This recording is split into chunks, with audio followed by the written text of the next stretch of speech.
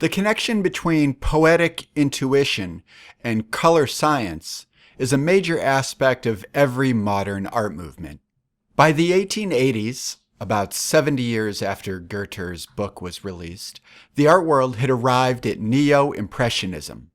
The artists of this movement, like Henry Edmund Cross, had a deep appreciation for the emotive power of color, as well as a deep understanding of optical science.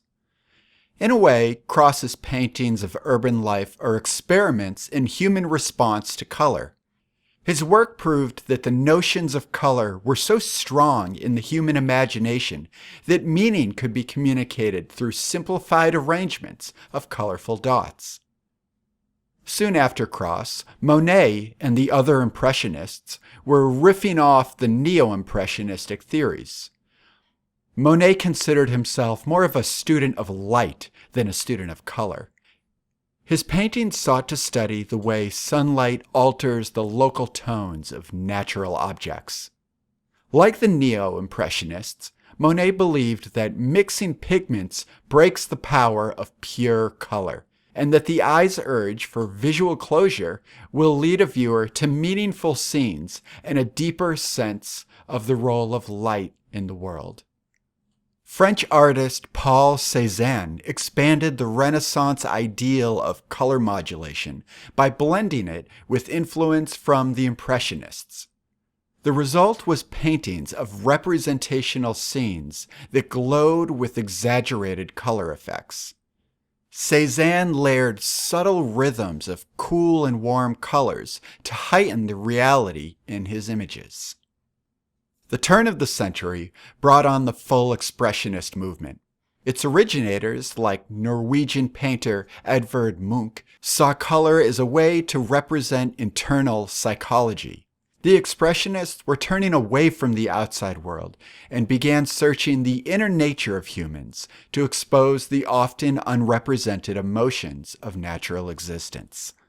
Here's a quote from Munch that summarizes the expressionist movement pretty well.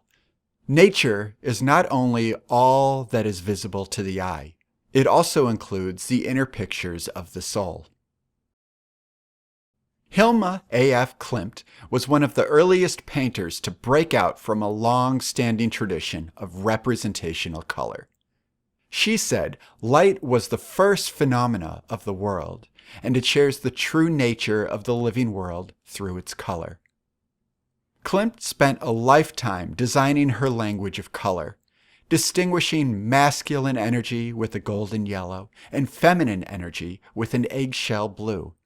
Her deep understanding of color theory allowed her to explore the relationships of human energies with the harmony of nature.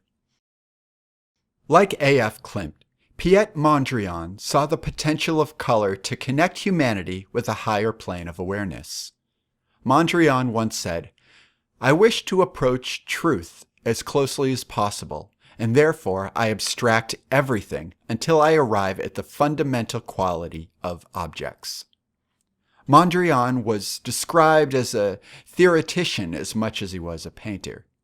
His work exposed the basic framework of visual art, stripping it down to primary colors intentionally arranged on a canvas. By removing the familiar aesthetics of art, he was able to connect with a deeper part of humans' relationship with form and color.